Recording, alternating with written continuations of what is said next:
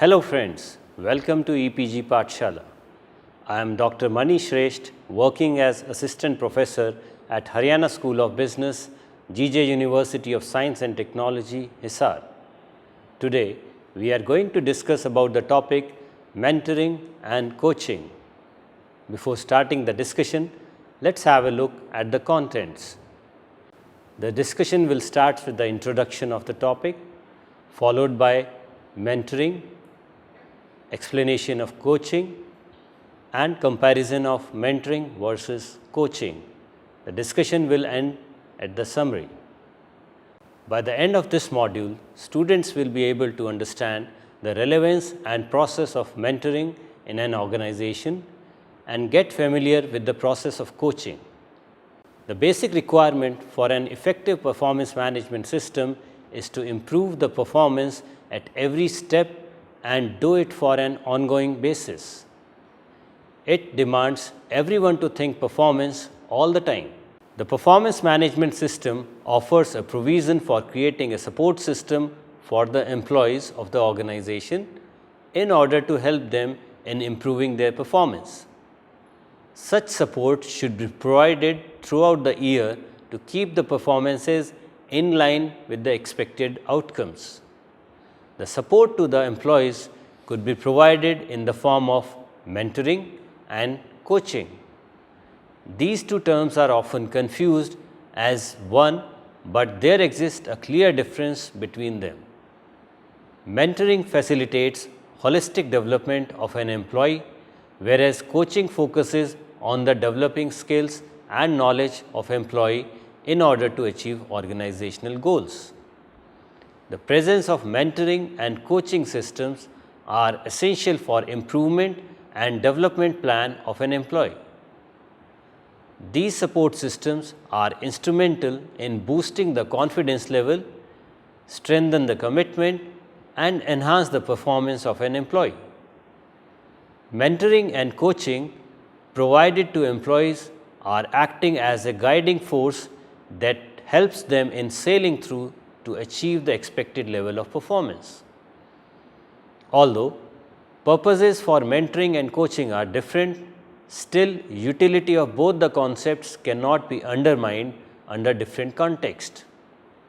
Let's start our discussion about mentoring, coaching, points of differentiation, and points of parity. Mentoring is philosophy that is based on the relationship of two parties. One is known as mentor and the other is termed as prodigy or mentee. A mentor helps the mentee in transition, that is, movement from current stage of development to the expected or potential stage of development. Mentor does this through offering his time, knowledge, and energy for the development of mentee.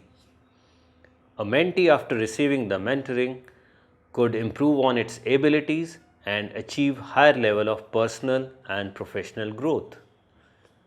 A mentor facilitates advanced learning in a faster way with better results. There exist 4 key components of mentoring. These components are mentor. The mentor is a person who shares his wisdom and experiences to help other person to develop his or her goals and skills through a mutual, intellectual, and ongoing interaction. A mentor could be one who promotes the development through career guidance, communicates formal and informal expectations, enables socializing and related information, and believes in equality and offers constructive feedback. Second is mentee, also known as prodigy. A mentee is one who plays a role just like follower in a leadership scenario. Mentee is the person who is seeking help in improving performance and achieving personal and professional goals. Third one is relationship. It is the connection between the mentor and the mentee. For successful mentoring, it is important that both the parties must have a relationship based on trust and confidence in each other's capabilities.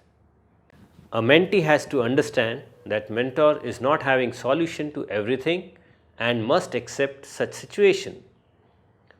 Understanding of each other's point of view is utmost requirement to get a cordial relationship.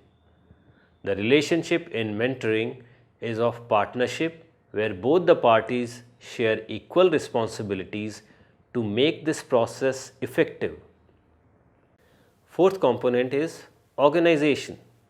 It describes the formal environment wherein mentoring takes place. The organization should be supportive in terms of providing essential resources to make the process effective. The role of organization to provide the support externally and should not interfere in the internal nitty-gritties of the mentoring. Mentoring is a process in which more experienced personnel in the organization provide guidance to less experienced employees and help them in solving various performance and development related issues. Mentoring offers two kinds of assistance to a mentee. One is skill development through apprenticeship and the other is psychological improvement through development of interpersonal skills and development of critical thinking. Mentoring performs various functions to the benefit of all the parties involved. Primarily, it is beneficial for mentee, but consequential benefits could be reaped out for mentor and the organization. Some of the important functions of mentoring are: assist. Mentor helps the employee in identifying and resolving various job related issues. Identification of problem requires experience and knowledge.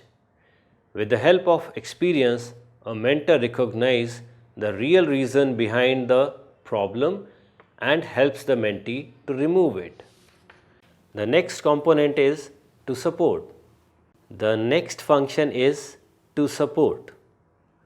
Through mentoring, an emotional support is also provided to boost the confidence and self-esteem of an employee.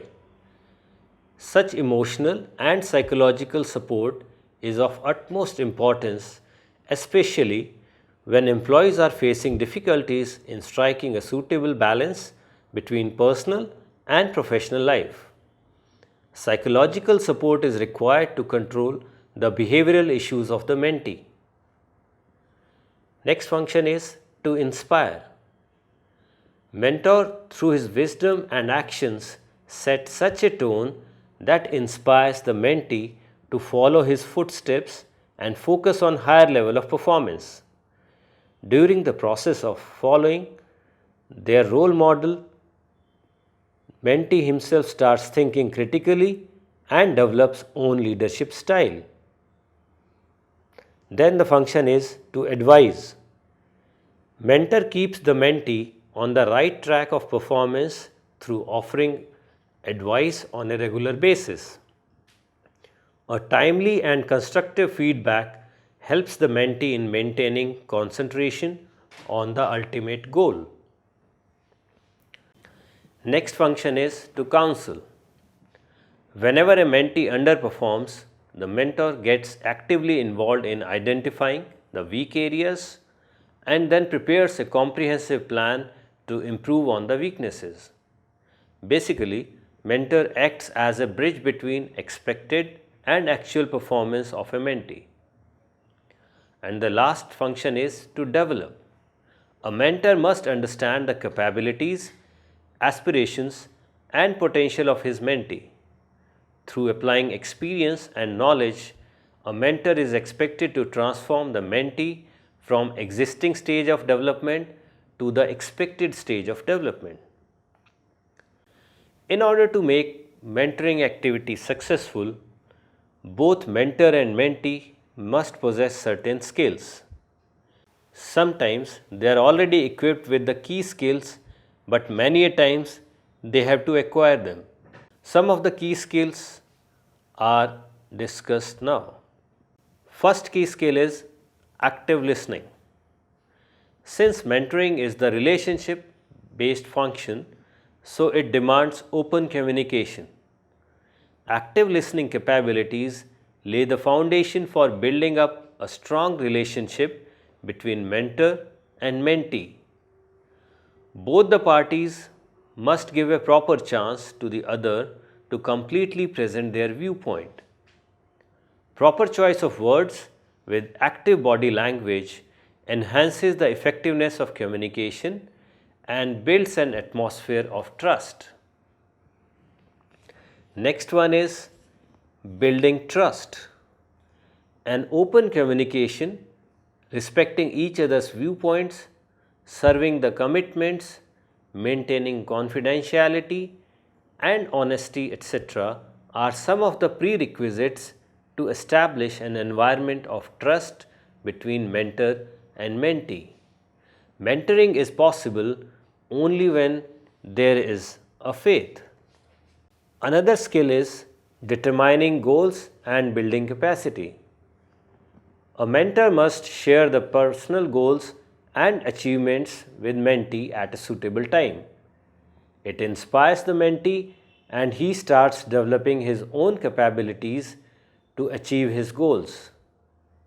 While determining goals of mentee, the mentor should act as a role model and support the mentee in all possible ways. And the last skill is encouragement. It is the most valuable thing for the success of mentoring. Timely encouragement by the mentor for various positive actions of mentee motivates him to do better and faster. Such motivation is essential to achieve the purpose of mentoring. Mentoring could be understood under various contexts. On the basis of context, it could be voluntary, peer-based, professional, personal, or community. Under the professional mentoring, it could further be classified as formal and informal.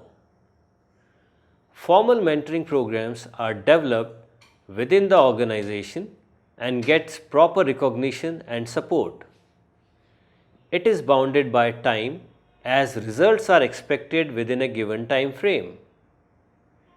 Here participation is encouraged and it is organization initiated. Experienced mentors are assigned and they are aware about expectation from them. While informal mentoring occurs when one person is gaining insights from the knowledge, thinking and wisdom of other.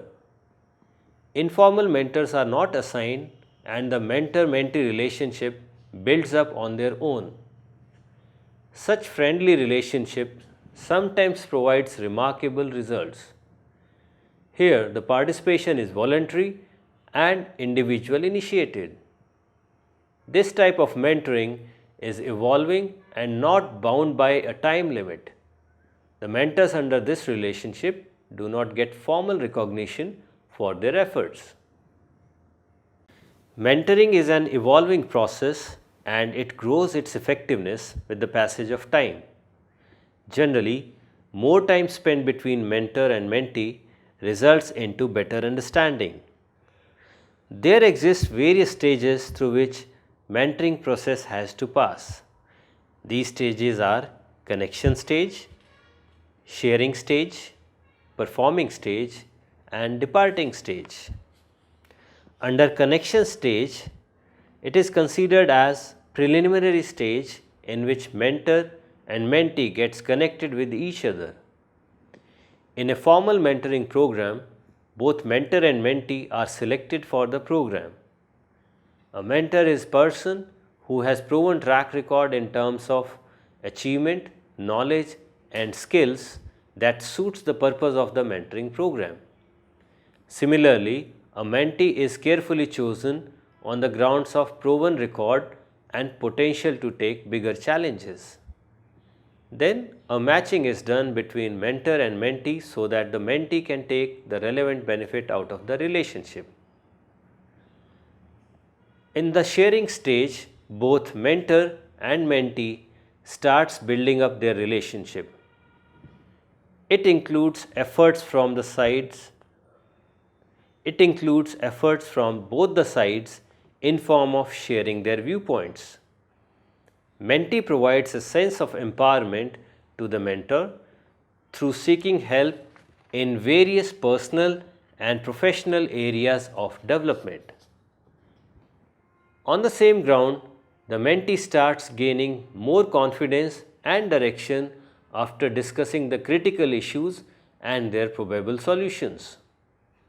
In this stage, mentor provides direction and support to mentee in setting better goals and also charts out an improvement plan. Under performance stage,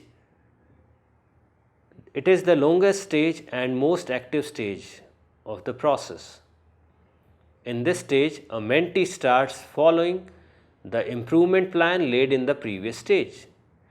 In order to work in the direction of achieving newer goals, a mentee starts interacting with the sources of mentor, go through the provided information, and try various learning and developmental activities. In this stage, the mentee demands more and more challenges, and it is the job of a mentor to provide such challenges. This point of time, level of involvement of both the parties is at its peak. The mentee starts experiencing the higher level of performance and develops own critical thinking. In the departing stage, the higher performance level of the mentee gets stabilized and he feels competent enough to take care of the upcoming challenges. With this situation, the formal relationship between the mentor and the mentee comes to an end. Before departing, both the parties discuss about future situations where they would like to collaborate again to get maximum out of the fruitful relationship. Often, after ending the formal relationship, mentor and mentee develops an informal relationship of friendship. Every mentoring program in an organization offers certain benefits to mentee, mentor and the organization. Still, there are certain areas where mentoring fails to perform. Following are the few advantages and weak areas of mentoring. It offers better management of career goals. It reduces the generation gap. It prepares people for succession planning. It reduces attrition rate in the organization. It renews the enthusiasm of mentor as expert. It increases the career network for the mentee. In this, the mentee develops newer insight to look at any situation. Here, the mentoring is not a substitute of training. Also, mentoring fails in absence of clear expectations. And finally, mentor-mentee adjustment is not an easy task to do.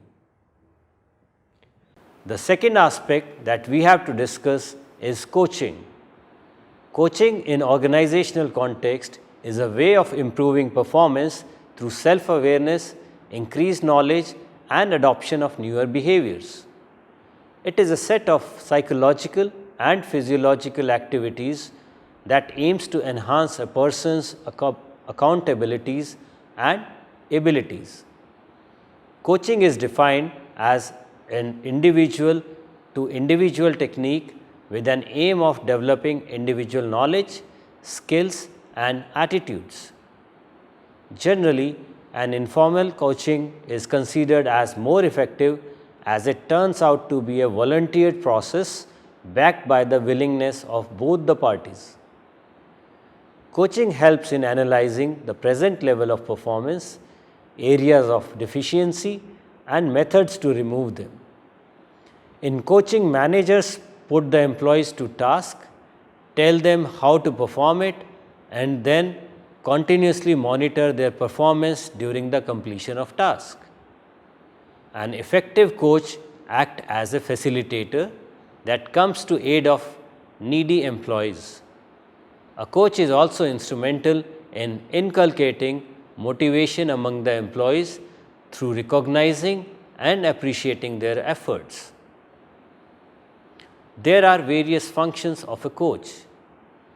In coaching, a coach has to perform functions such as enabling an employee to see the situation from different perspectives, tells them whenever employees deviate from track of achievement of goals, inculcate a sense of accountability for the actions performed, measure the level and impact of performance, helps in identifying improvement opportunities and ways to improve, recognize the efforts of employees for performing well.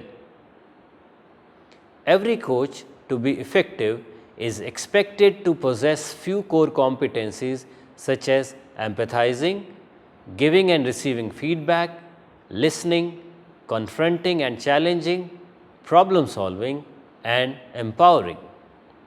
In order to create a good coaching environment in the organization, each coaching session needs to meet certain conditions. These conditions are: a proper planning is required for coaching. Both coach and the one who needs coaching should be carefully selected. A person with proven track record in terms of guidance and acquired skills only is considered as a coach. Similarly, person who is in need and capability to learn need to be considered. Overall, a clarity must be there for both the parties about why they are together and what is expected from them. It is also important to disallow making any kind of judgment regarding the person you are coaching. It is more challenging when you know about the person who are coaching. It is better to clear your mind from any preconceived notions about the coached and start afresh.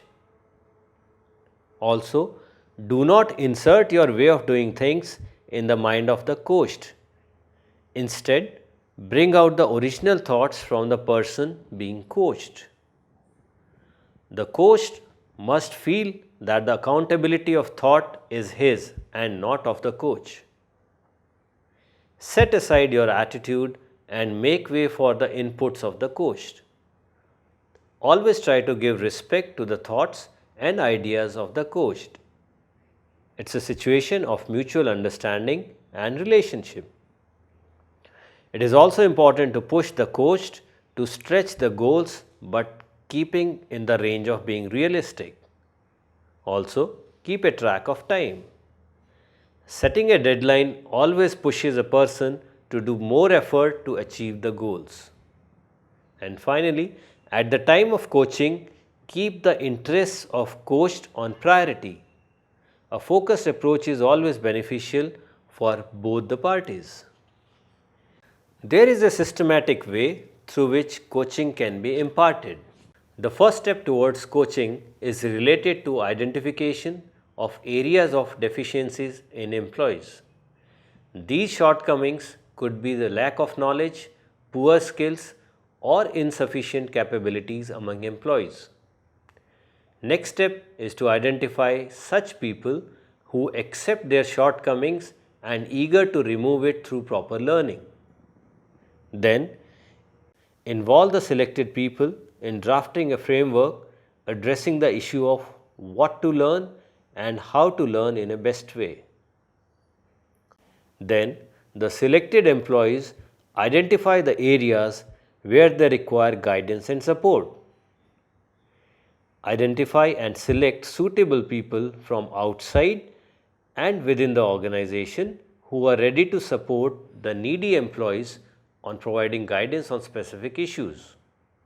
And finally, a consensus has to be established about way of monitoring and reviewing the guided performance.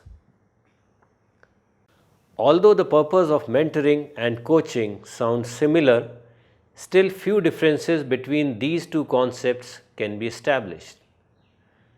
Mentoring results into long-term relationship between mentor and mentee. On the other hand, in coaching, the moment coaching is finished, the coached get disconnected. Coaching is more formal, time-bound, and structured as compared to mentoring. Coaching is highly specific to the removal of task-based deficiencies, while mentoring handles the issue from a broader perspective. The focus of mentoring is more of career development and succession planning, while coaching concentrates on improvement in job-related performances.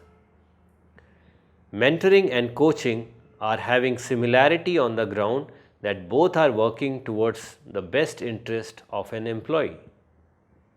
To summarize, the performance management system offers a provision for creating a support system for the employees of the organization in order to help them in improving their performance. Such support should be provided throughout the year to keep the performances in line with the expected outcomes. The support to the employee could be provided in the form of mentoring and coaching. These two terms are often confused as one, but there exists a clear difference between them. Mentoring facilitates holistic development of an employee, whereas coaching focuses on developing skills and knowledge of employee in order to achieve organizational goals. The presence of mentoring and coaching system are essential for improvement and development plan of an employee. These support systems are instrumental in boosting the confidence level, strengthen the commitment, and enhance the performance of an employee. Mentoring and coaching provided to employees are acting as a guiding force that helps them in sailing through to achieve the expected level of performance. Although purposes for mentoring and coaching are different, still utility of both the concepts cannot be undermined under different contexts. Happy learning!